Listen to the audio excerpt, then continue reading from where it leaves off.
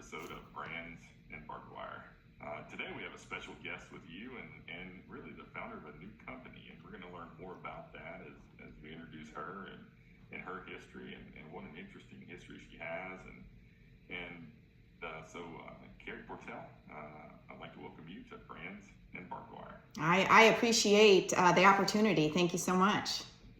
Yeah, looking forward to the conversation. So for our listeners that maybe don't know a little bit about you, why don't you give us a little bit of who you are and where you're located and family and some things like that? Yeah, I'll give you a little 50,000 foot overview of who I am. So I am a partially disabled cattle farmer located in East Central Missouri. So we're about an hour and a half west of St. Louis. That's probably the closest big city that anybody would recognize. So I did not grow up being a cattle farmer. I grew up in the Western equine world, but I'd always dreamed of just having a farm in general. And that meant, anything and everything, horses, cows, whatever I could imagine. I wanted to do it so badly. So when I met my husband, he had a commercial cow-calf operation. And of course, in our area, the Ozarks, we're pretty much all hobby farms.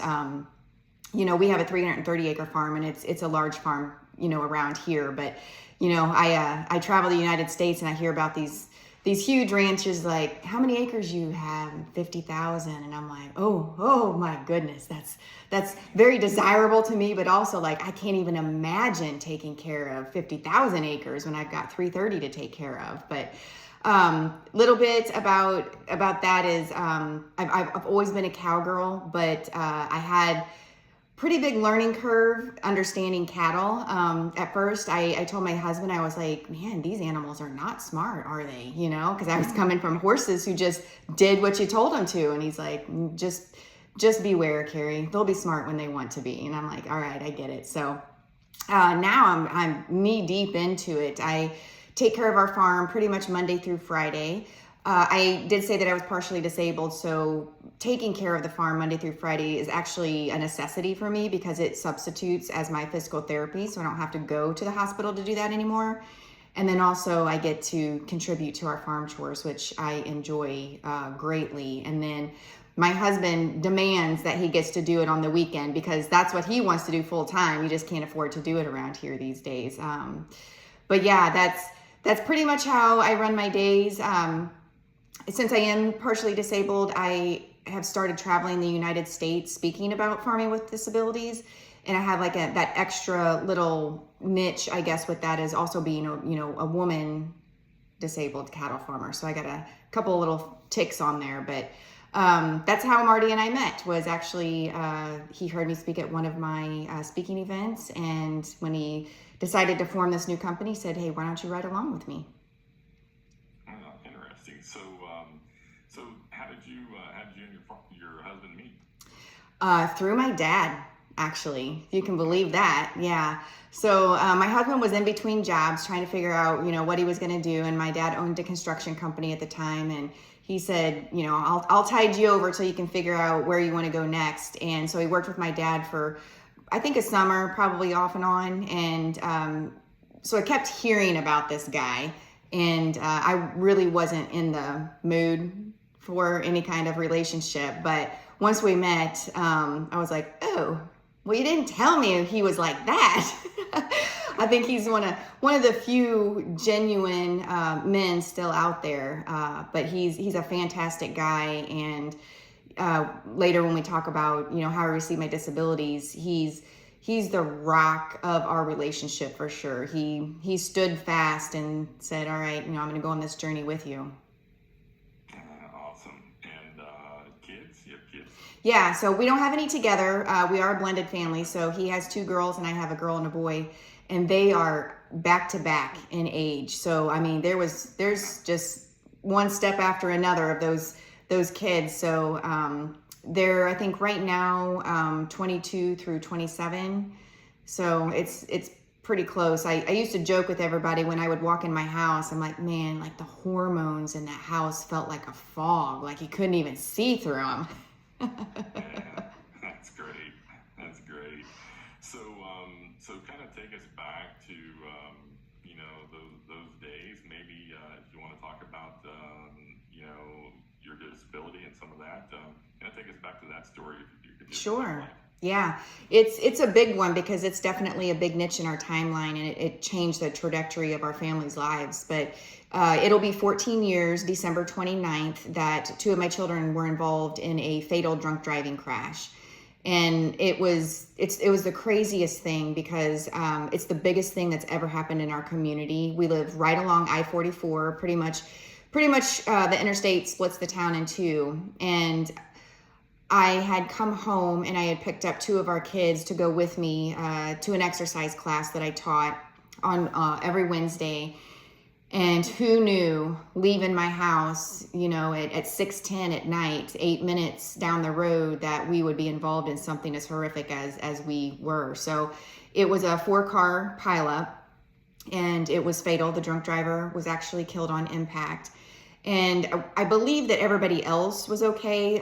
There was a truck in front of us and a Suburban in back of us, and I believe everybody was okay in there. It was primarily our car. We had 2 points of impact, and it was just, mutilated. Whenever you look at the pictures, you're just thinking, how in the world did even anyone survive out of there, much less all three of you surviving? So our girls were able to heal in about 6 weeks. So they had some pretty deep lacerations, broken bone, of course, tons of bruising everywhere. But I took the brunt of it. And I remember at that exact point of impact asking for that to happen. I remember just begging, please don't harm my girls, don't take my girls, just give it all to me. And that's what happened. So it took me the next 4 years of having just one reconstructive surgery after another, and then going back to PT over and over again to be able to walk fully on my own. And I started out being able to take about 3,000 steps. And honestly, I think that was just pure grit and determination, because it hurt like you would not believe to even take those steps.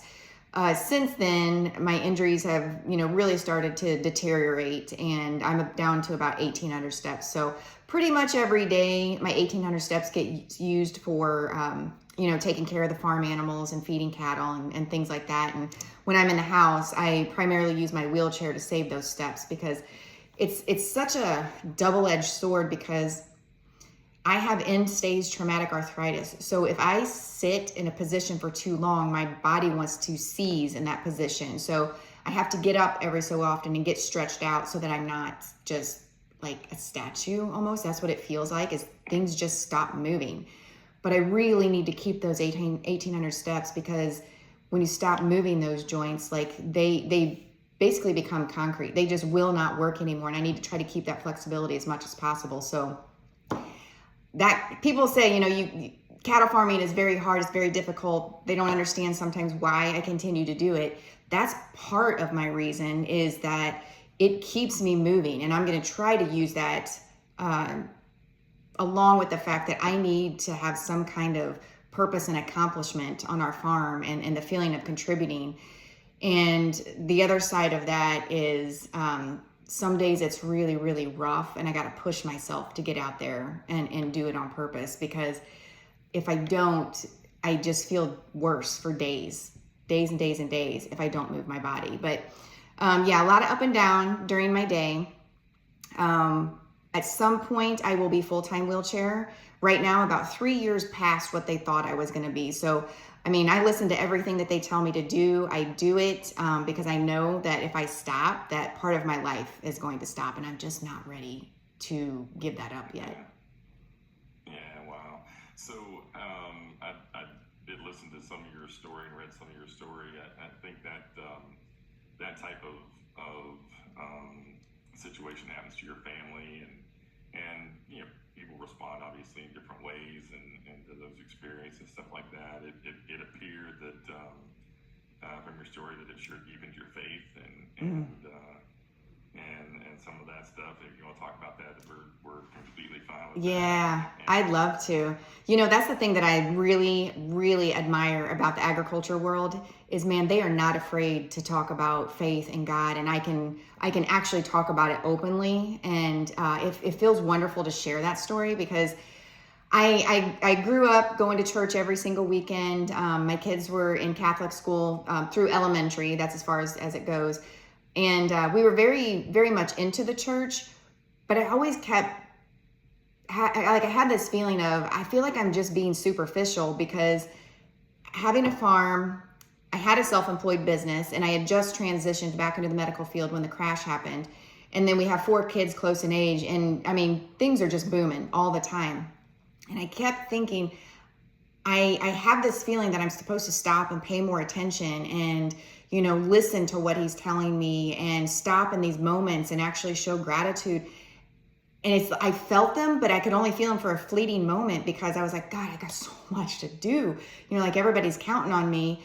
And it got to the point where this car crash happened, and I came to just complete screeching halt in every aspect of my life.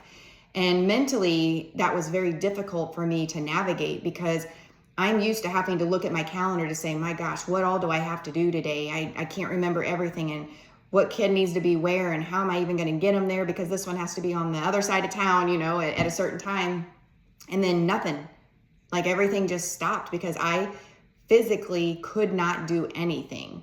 So I spent many, many months in a hospital bed in the middle of my living room. And that was just existing at that point. Like there was no surviving. I just existed, because I could do absolutely nothing except try to survive the pain every day.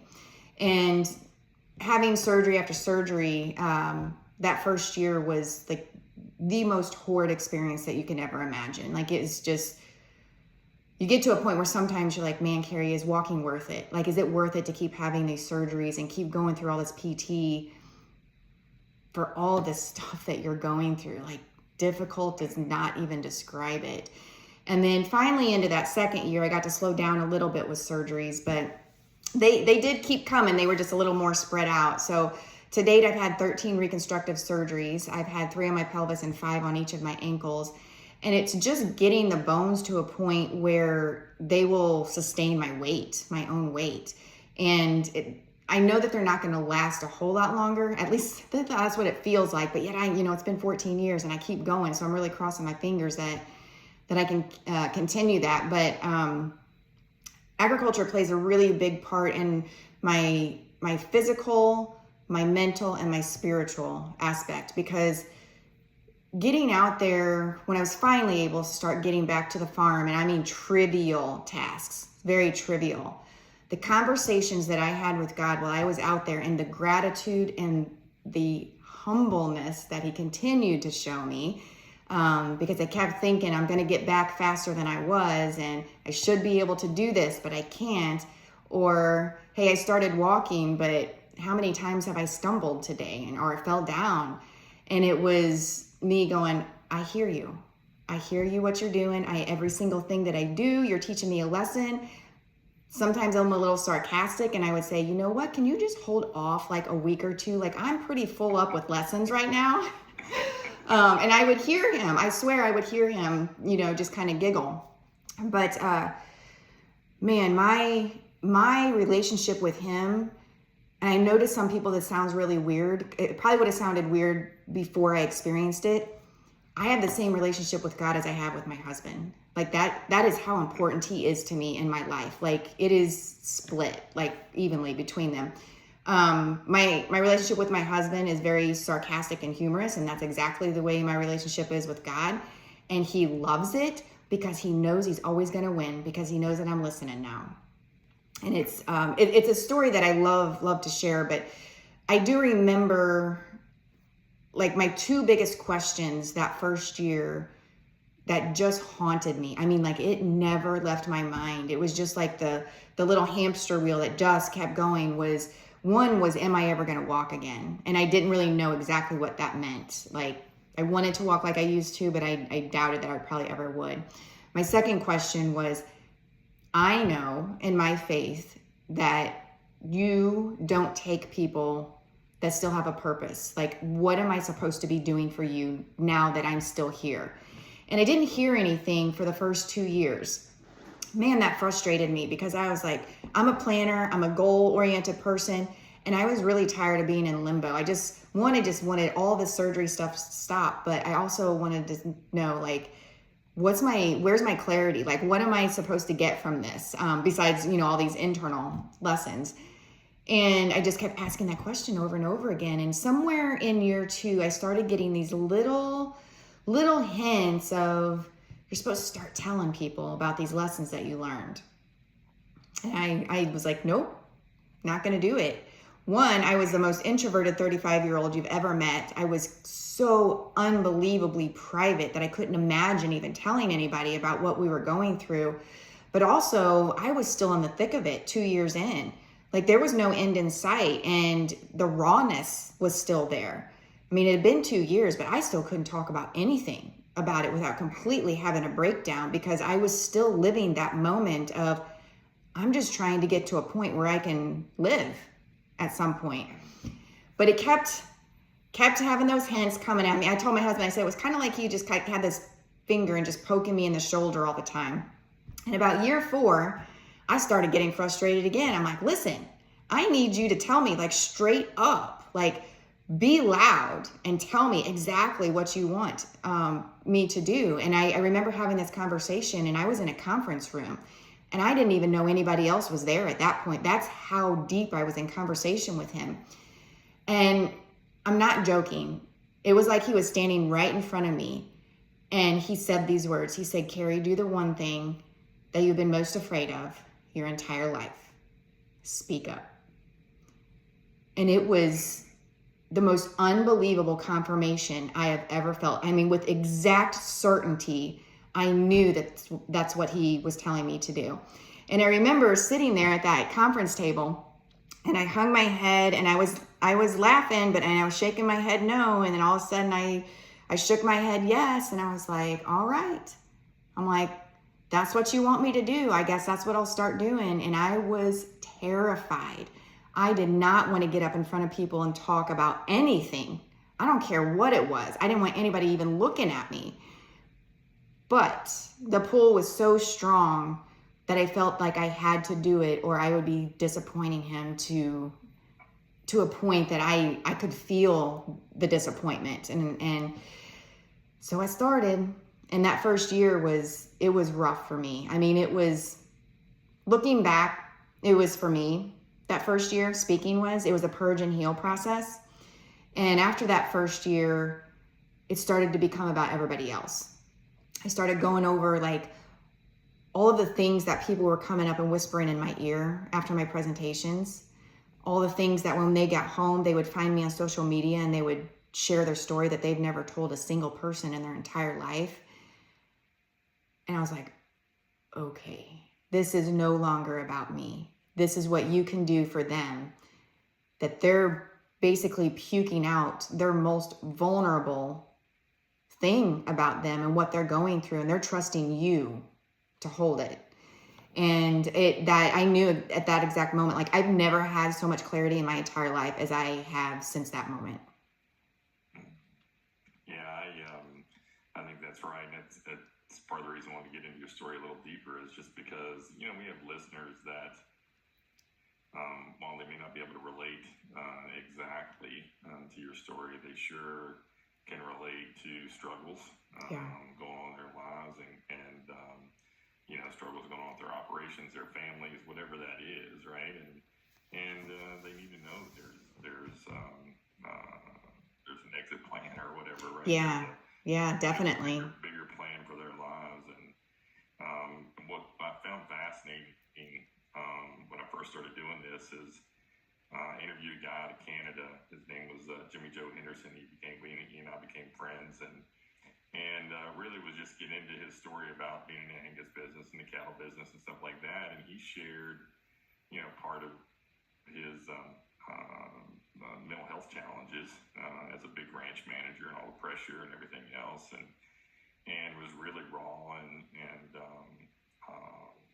open about that.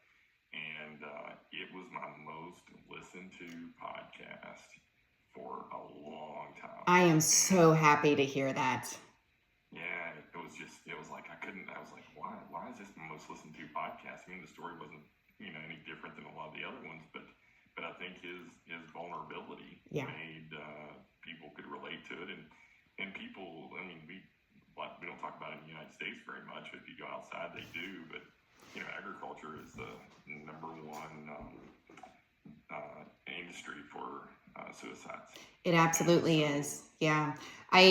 Going through all of this, certain things have morphed out of me sharing, and I work heavily in the mental health and ag industry now. And I knew as soon as you said that he actually shared vulnerably, that's why your podcast episode was so successful, because we don't talk about it. And that has been passed down from generation to generation, that farmers and ranchers are too tough. They're too stoic for that kind of thing. And we don't let those weaknesses, control our day-to-day life.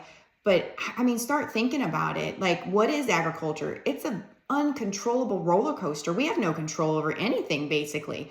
Here we are, forking out thousands, sometimes hundreds of thousands of dollars to make a farm industry work. And then Mother Nature decides to say, you know what? Not this year. I mean, I'm taking it all, whether it's drought, fire, rain, flooding. And then what else do you not have control over? Government regulations, all these things. And you're just sitting there, and these farmers and ranchers start talking to themselves in their head, and they don't realize how negatively they are talking about, like, great, I'm the fifth generation farmer, and I am going to be the one to lose the farm, that kind of thing. Or I can't even take care of my family this year. I'm going to have to go get a side job. And, hearing you say that, I'm really happy to hear more and more starting to share their stories. So it doesn't seem that everybody else is out there going, hey, I guess I'm the only one that feels like that. No, we're all there, right there with you. Yeah, for sure. And I think it's amazing. It's interesting. And like you said, it's nice for people to know that they're not the only ones. Yeah. And whether that's, and because we can be so isolated, right? And we're not, living next to a neighbor or living in a neighborhood a lot of times. And while we have communities, we can be pretty isolated out on a ranch or a farm or something like that. And so, this medium has been good for people that are out there to be able to put in a pair of AirPods or something, and listen to a podcast. And so I think it's great. I think it's I appreciate you telling your story and being vulnerable as well, and talking about how you were able to get through it. And so I appreciate that. So when you started speaking, I mean, did it morph into more, and how yeah. did it get? That was a crazy journey. So my community had never seen anything like me before. So crazy thing is, living on I-44, we do have car crashes like this that happen, but there are always people who are just passing through. So you hear about something really devastating happened, but then, they're bussed on. Like, we never get to hear the end story, what happens to them. The car crash that I was involved in, every single vehicle was a local vehicle. So I remember talking to the emergency crew afterwards, and they're like, Carey, every time we opened a door, we're like, oh my God, it's so-and-so, So it was very, very devastating for them, as emergency workers, to say, I know every single person involved in this, and this is a bad one. And so them being able to watch my 4-year recovery, I mean, it was just, I was living it, so I was just doing what I had to do. But for them to watch it was astounding, because all of a sudden I would be doing pretty good. Like, hey, I might be able to get up and walk this year, became, no, it's not going to hold my weight. I'm going to have another surgery. Or, they would see me in, for 4 years, I was either in a cast or an air cast, either one of my legs at all times. I don't know if I hardly ever had both of my legs free. And so I started getting those feelings from God and from my community to start sharing. And I was like, well, I can't start sharing just immediately, like getting on a stage. I can't do it. I'm gonna have to work up to it. So at that point in time, blogging was very, very big. Like, everybody was blogging. I thought, well, I'll just start here. So I started taking some of my journal entries and putting them into a blog post and just expanding on them a little bit, because it would be something terrible that I was going through at the time, but then I would find the lesson in it, and what did it actually do for me to go through that. Those are the things that I would share. What is the good that just came out of whatever happened today? And people started going crazy over it because they'd never heard anybody talk like that before. Nobody was that open. And I'm a great writer. If I can write things down, at least in the beginning, I was so much better than just trying to speak it out loud because I just had so much nervousness at that time. So I started with that. And then people were like, hey, can you come talk to my kids' school? And so it did start out with youth at first because the whole distracted driving thing, hey, can you come in and talk during Red Ribbon Week? And that is my most difficult presentation. It is heavy from start to finish. I mean, it is raw. It is so raw. And there is not a peep. Nobody says a word. There's not even a hiccup that happens in the audience. And you're talking about kids, in school. And so I started doing that. And then that just kept spreading to all the communities. And then I couldn't find anybody like me out there on the internet.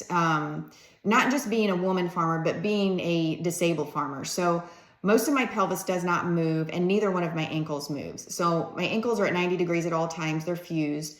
And I was like, who can cattle farm with all of this nonsense going on? I couldn't find anybody out there to get some guidance from, or at least some kind of inspiration. And I did think, I guess I'm the only one because he couldn't find anybody. And at that point, people weren't recording and talking into a camera ever, So I was one of the first in our community to do it. And boy, did I feel stupid at first. I'm like, this is dumb. Why am I doing this? I don't think people are going to get anything from it. So I didn't even post on social media. I just went straight to YouTube because I thought, nobody knows that I'm on YouTube and that it'll be safe over there. And I really started picking up some traction. So I started sharing on some social media sites. And all of a sudden I started getting these agriculture organizations saying, we found you on YouTube, or somebody shared your video on Facebook. We need you to come talk to our members, about, they just need some kind of inspiration to get them through. And their situation is bad, but look what you went through. And it was kind of like a double-edged sword, like, oh, look how bad you are and you're doing good, but that was the whole point of speaking, and before I knew it, I had started getting some big speaking events in agriculture. And the first time I got an out-of-state one, I remember sitting there at my computer going, is this a real email?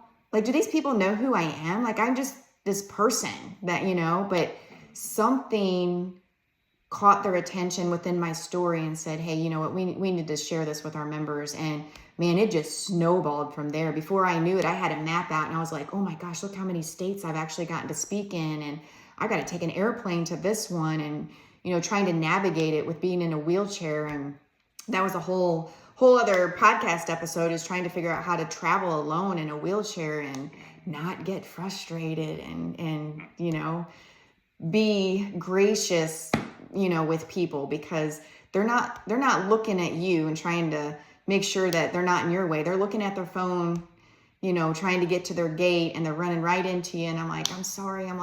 I'm only 3'5" in a wheelchair. I'm not the 5'8" anymore. You can't see me. So it's been a trial, but every time that I would leave an event, my heart was so full. And I thought everything that I had to do to get here was completely worth it because of what just happened between me and the audience out there. Yeah, that's awesome. That's awesome. So how long did you do most of that speaking then? I started in that 4th year, because that's kind of when I got released from my orthopedic, saying, hey, only come back, if things aren't working out. And of course I had to go back quite a few times, but I have been doing that. I actually just got finished with one yesterday, and it was a Missouri one, so it was only a couple hours from home. But I decided that this next year I'm going to slow down just a little bit, because I was gone 3 to 4 days a week, and some of them were day trips, some of them were not. And as much as I enjoyed it, one day I remember sitting here and going, man, my body's tired. My heart wants to do this, to keep doing it 3 to 4 days a week, but I just can't do it. So I had to make a really difficult decision to say, you know what, I'm going to have to scale back a little bit and along with other family things that go on, getting parents that are older and things like that. So I'm gonna have to be a little bit more choosy about what I'm doing. I can't give up speaking completely because I enjoy it so much. And Zoom is great, but there's nothing like the feel. Like you can actually feel the people in the room when you're talking to them, and I'm not ready to give that up yet. Yeah, interesting. So as we finish up sort of that part, I mean, and an opportunity came along to work on a new project. And so what made you decide maybe to look at that, and how did that all come about? Well, the craziest thing happened. Marty got a hold of me like 2 weeks after I decided that I was going to scale back. And I was thinking, what am I going to do? I can't just like flounder around here at the house. Like that's not me. I'm not the best housewife. I'm the one who, instead of sweeping and mopping their floors, I would like to go get a pitchfork and clean out the stall. And I don't know why, because that's much more work. It's much more dirty. But I want to be outside. I want to be at the barn. I want to be with the animals. And I thought, well, there's not enough for me to do to fill my whole day up. And plus, physically, I just don't think that I could be a full-time farmer. It just won't last. And I thought, what am I going to do? I teach suicide prevention online with another nonprofit. And I do a lot of social media and try to do some education and stuff. And I'm like, it's just not enough. I've got to have something that's really consistent. And I was sitting here just like throwing out some ideas, and I get a phone call. And it's from an old high school classmate of mine saying, hey, I heard that you're scaling back. There's a new nonprofit out there and they need someone to help launch it. And I was like, well, give me some info, this and that. And she said, hey, can we set up a Zoom with the founder, Marty Robb? I was like, absolutely. Well, so as soon as you meet Marty, you're like, oh man, he's a great guy, because I got zero inclination that he was a scummy dude. He's like, you could tell he was genuine. When he started telling me about this project, I heard his passion. And I remember telling my husband, I said, whatever I decide to do to fill up my time in between speaking, I said, I have to believe in it 100%. I have to have some kind of passion behind it, because that's how I work. I just can't do a job for a paycheck. Like, my insides don't work like that. I've got to be doing something to make this world better. I've got to be helping in some aspect. And I really, really love agriculture. Like, I can speak to any audience, with everything that I've been through, but my heart is here. And when he was talking, I kept thinking, I'm like, well, I can't say yes right now. I need to make sure I think about this. But I was pretty much all in, like, immediately. And the crazy thing is that Marty has to attend a lot of agriculture conferences. And he heard me speak 3 years ago in 2021 at the National Red Angus Conference. And so him hearing me, he kind of knew who my personality was and my passion behind agriculture. And he said, Carey, I really think that you'd be a great person to help launch this new nonprofit. And then he gave me all the details, and I did mull it over. I think I had a really big traveling event. Like, I was gone for 5 days.